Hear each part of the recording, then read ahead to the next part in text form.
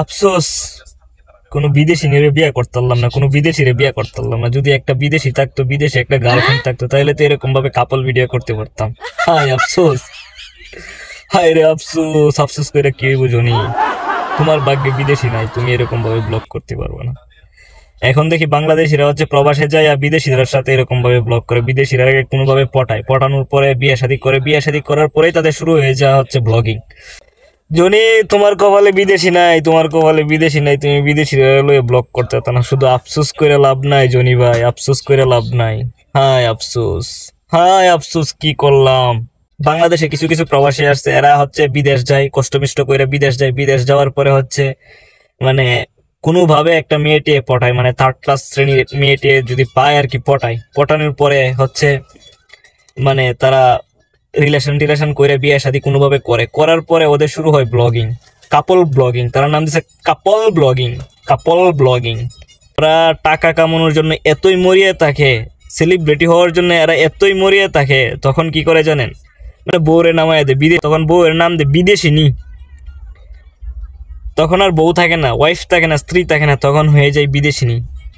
যারা প্রবাসী আছেন তাড়াতাড়ি কিন্তু এই যে এরকম ভাবে কোনোভাবে পটায়, থার্ড ক্লাস শ্রেণীর মায়াটায় যদি পারেন পটাইতে, তাহলে পটান। পটানোর পরে কিন্তু ব্লগিং করা শুরু করবেন আর সাথে সাথে ভাইরাল হয়ে যাবেন। আমার কথা বইলা লাভ নাই, জনি ভাইয়ের কপালে বিদেশিনী নাই, জনি ভাইয়ের কপালে বিদেশি নাই। জনি ভাইয়ের আশাবাদ দেন, আপনারা যদি পারেন পটাইতে তাহলে পটান। পটায়া এরকম ব্লগিং শুরু করবেন, কাপল ব্লগিং শুরু করবেন, শুরু করে ভাইরাল হবেন। তারপরে দেশে আসবেন ছুটিতে, ছুটিতে আসার পর বিভিন্ন চ্যানেল আপনাকে ডাকবো নিউজ করার জন্য, আপনাকে নিয়ে আপনার ইন্টারভিউ নিব, আপনার বউয়ের ইন্টারভিউ নিব। না, আপনার বউ করলে তো অসম্মান হয়ে যাবে, আপনার বিদেশিনীর ইন্টারভিউ নিব, বুঝছেন নি? তখন আপনার বিদেশিনীর ইন্টারভিউ নিব, আপনার ইন্টারভিউ নিব, আপনিও ভাইরাল হবেন। তারপরে দেশে এসে কি করবেন, বিভিন্ন শোরুম উদ্বোধন করবেন, সাকিব আল হাসানের মতন শোরুম, সাকিব আল হাসানের মতো।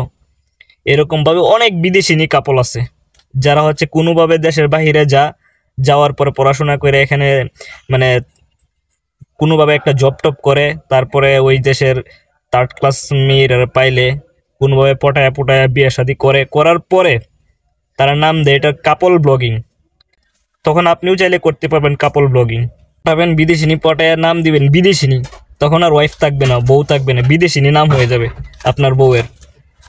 তো যত তাড়াতাড়ি সম্ভব প্রবাসী ভাইয়েরা তাড়াতাড়ি বিদেশিনী পটান, তখন বউয়ের নাম দিবেন বিদেশিনী আর করবেন কাপল ব্লগিং, আর দেশে আইসা হয়ে যাবেন সেলিব্রিটি। এর আমার কপালে, জনি ভাইয়ের কপালে বাংলাদেশেও একটা মেয়ে জুটছে না, আর এই দেশে আসছে, এই দেশে তো জুটেই না। এই দেশে মেয়েই দেখি না, তো জুটবো কেমনে? সারাদিন থাকি জেলখানার ভিতরে, জুটবো কেমনে মেয়ে? দেশে থাকতেও তো মেয়ের সাথে কথাবার্তা কইছি না। মেয়ে যাইতেছে, আমি ওই দিক দিয়ে যাইতাম। যদি আমার সামনে দিয়ে মেয়ে যাইতো, আমি আরো মানে 3 মাইল রাস্তা দূরাতে যাইতাম মেয়ে দেখলে। তো আমার কথা বইলা লাভ নেই, আপনারা যদি পারেন তাহলে বিদেশে যান, প্রবাসে আসেন, প্রবাসে এসে মেয়ে পটান, কাপল ব্লগিং করেন। ভালো থাকবেন।